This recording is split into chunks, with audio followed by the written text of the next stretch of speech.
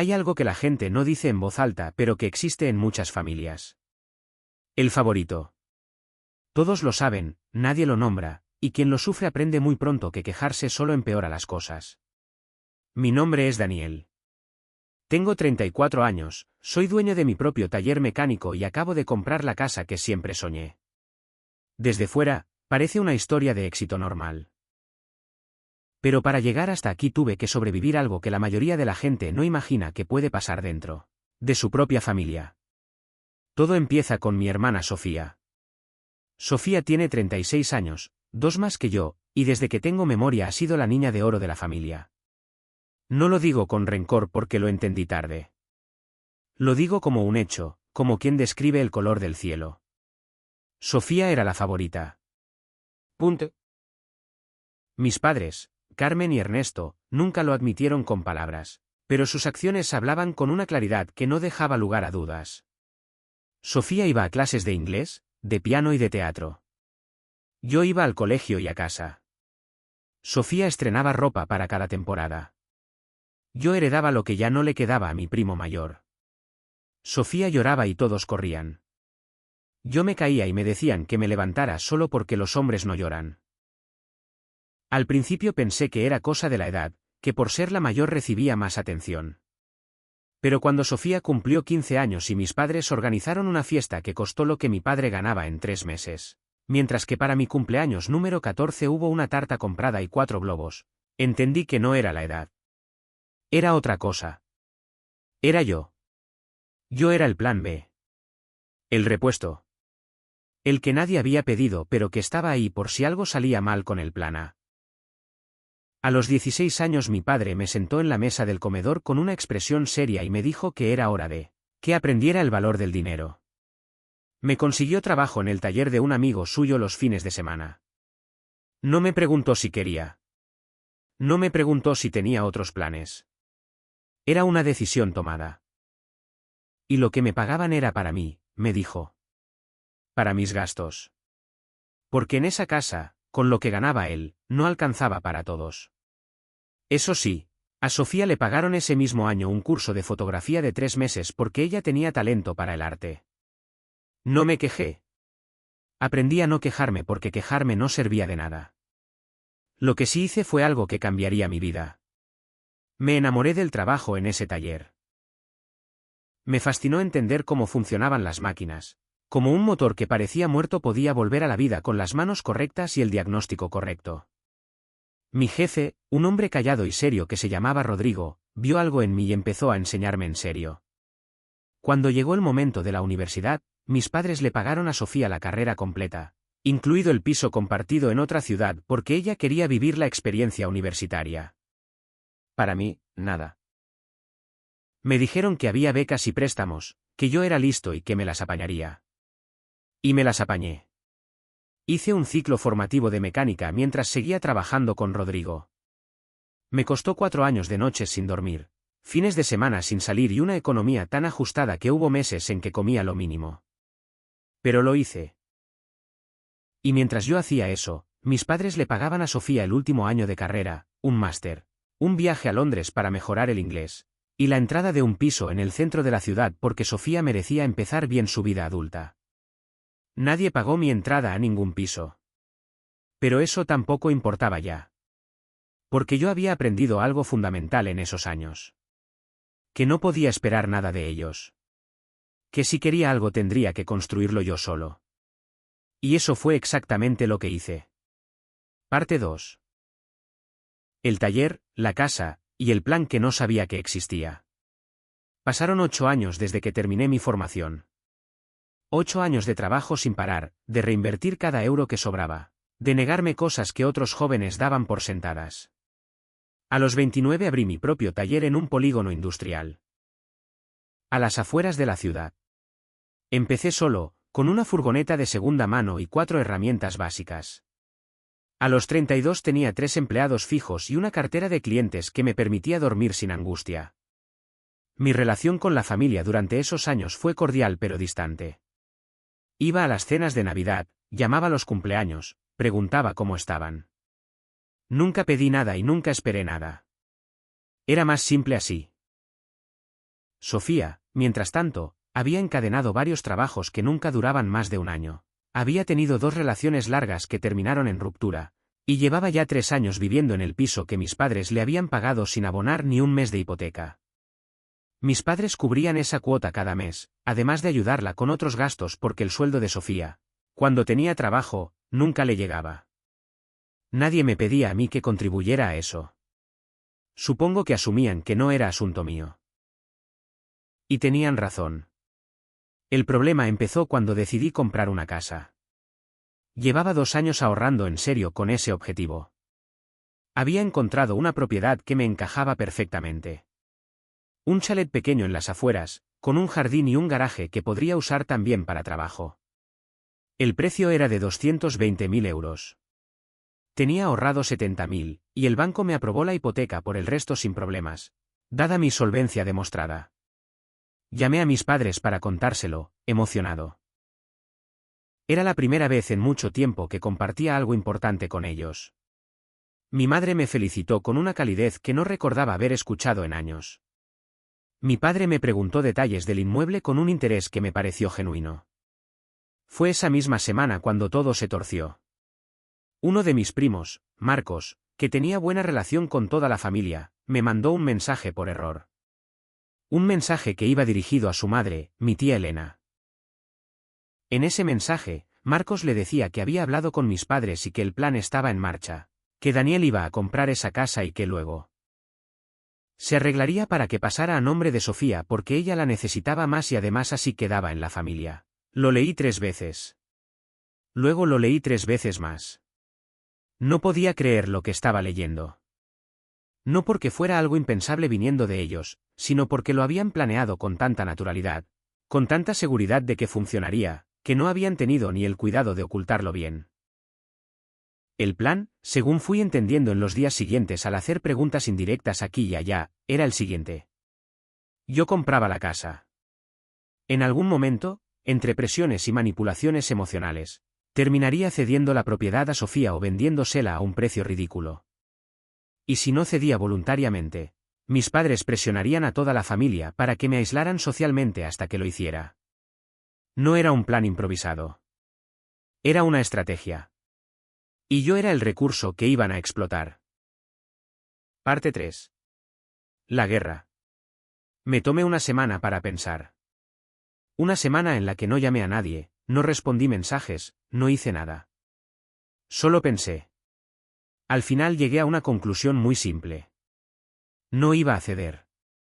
No porque fuera terco, sino porque ceder sería validar todo lo que habían hecho durante 30 años.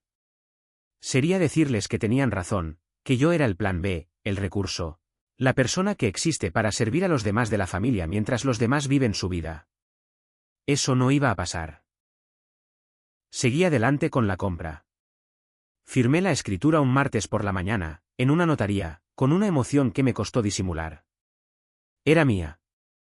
Completamente mía. Esa misma tarde llamé a mis padres para comunicarles que la compra estaba hecha y que la casa era mía, a mi nombre, y que tenía intención de vivir en ella yo solo. El silencio al otro lado del teléfono duró varios segundos. Luego mi madre dijo que esperaba que supiera lo que estaba haciendo. Luego colgó.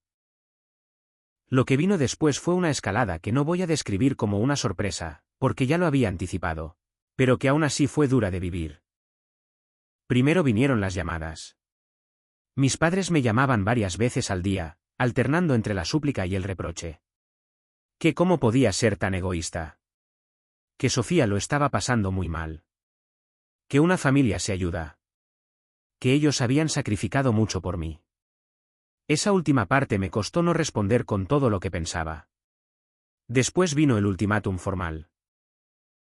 Mi padre me llamó una tarde y me dijo, con una voz que quería sonar tranquila pero que temblaba un poco, que si no encontraba la manera de ayudar a Sofía con la vivienda, ellos no podrían seguir considerándome parte de la familia. Que era una decisión que tendría consecuencias. Le dije que lo entendía y que me daba mucho pena que hubiéramos llegado a ese punto. Y colgué.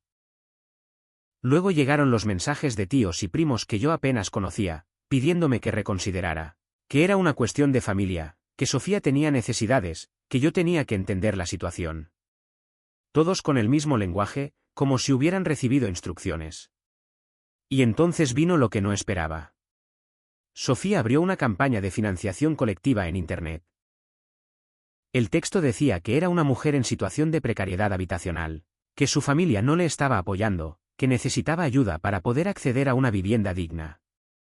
Pedía 20.000 euros. No mencionaba que sus padres le llevaban pagando la hipoteca de su piso 3 años. No mencionaba que tenía trabajo. No mencionaba nada de lo que yo sabía. La campaña empezó a circular entre amigos comunes y conocidos de la familia. Algunos la compartieron. Algunos hicieron pequeñas aportaciones. El relato funcionaba porque era un relato emocionalmente efectivo. Una mujer sola, sin apoyo familiar, intentando salir adelante. Eso fue lo que me hizo cruzar una línea que hasta ese momento no había querido cruzar. Parte 4. La exposición. Tenía el mensaje de Marcos guardado. Lo había guardado el mismo día que lo recibí, en capturas, en varias copias. Por instinto, supongo. También tenía algo más. Unos días después de la semana en que me tomé para pensar, había recibido otro mensaje por error. Este era de un grupo de aplicación de mensajería donde estaban mis padres, Sofía y mi tía Elena. En ese mensaje se hablaba de lo que llamaban el plan para ablandar a Daniel. Detallaban estrategias concretas. ¿Quién lo llamaría? ¿Qué le diría? ¿Cómo presionarían? Era, en sus propias palabras, una operación coordinada para lograr que cediera la casa. Yo no estaba en ese grupo. El mensaje me llegó porque alguien, en un descuido, me lo reenvió creyendo que era otro contacto. Tenía pruebas de que la campaña de Sofía era una manipulación. Tenía pruebas de que la familia había coordinado un plan para presionarme. Y tenía la paciencia de alguien que ha aprendido a no actuar en caliente. Esperé 3 días. Luego publiqué en mi perfil personal, donde tenía contactos de familia, amigos comunes y conocidos de toda la vida, una entrada larga. Explicaba la situación desde el principio. Explicaba el trato que había recibido de pequeño comparado con el de Sofía.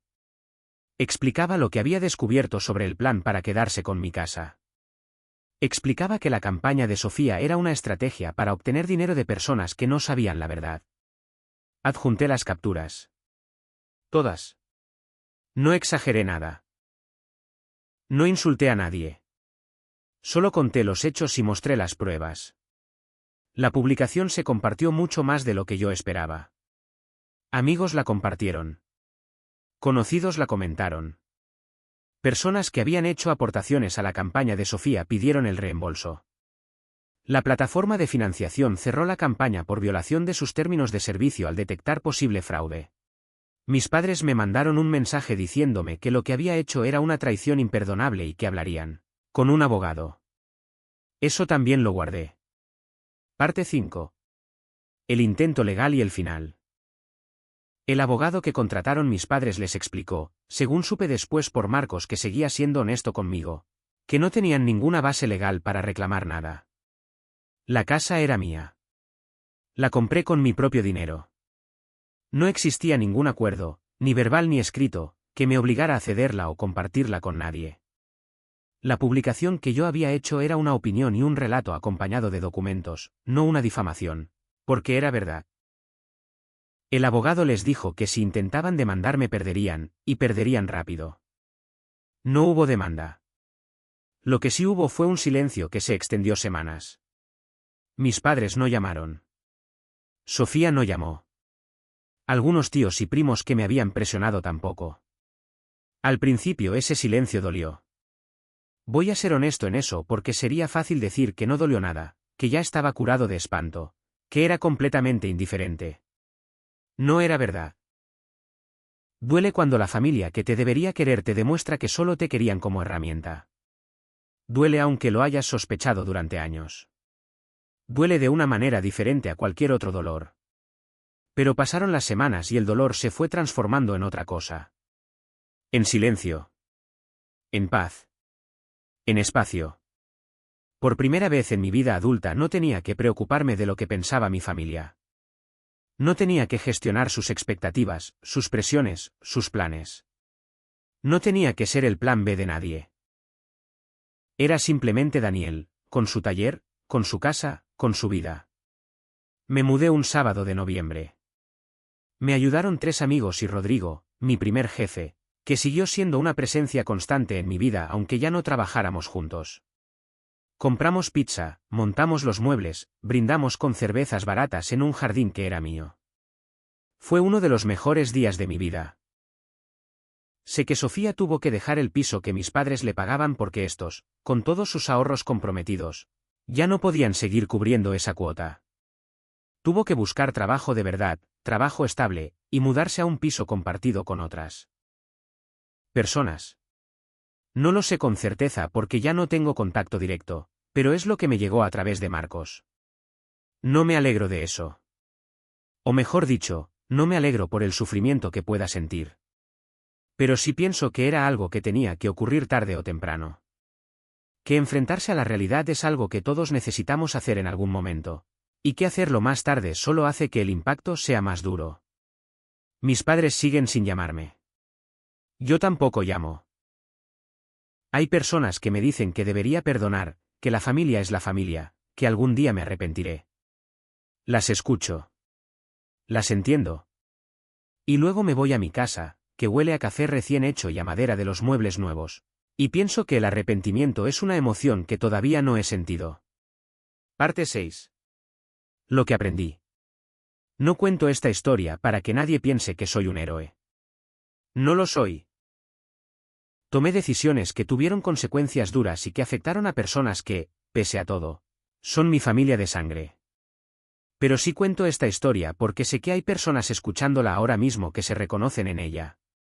Personas que crecieron siendo el plan B en su propia familia. Personas que aprendieron desde pequeñas que su valor dependía de su utilidad. Personas que han normalizado tanto el maltrato emocional disfrazado de dinámicas familiares que ya no saben dónde está la línea. La línea está donde tú decidas ponerla. Nadie tiene derecho a usar lo que has construido como si fuera suyo. Nadie tiene derecho a presionarte emocionalmente para que cedas lo que te ha costado años de trabajo. Nadie tiene derecho a coordinar un plan contra ti y luego presentarte como el villano cuando te niegas a ser la víctima. Lo que aprendí es que el amor real no viene con condiciones económicas. El amor real no desaparece cuando dices que no. El amor real no te pone ultimátum sobre tu propia propiedad. Lo que me hacía mi familia no era amor. Era gestión de recursos. Y yo decidí dejar de ser un recurso. También aprendí que construir una vida propia, una vida donde no debes favores a nadie porque no aceptas regalos que vienen con cadenas, es la mejor base desde la que puedes relacionarte con el mundo. Cuando no dependes de nadie, nadie puede presionarte con esa dependencia. Tengo 34 años. Tengo un taller que funciona, empleados que respeto y que me respetan, amigos de verdad y una casa que es mía.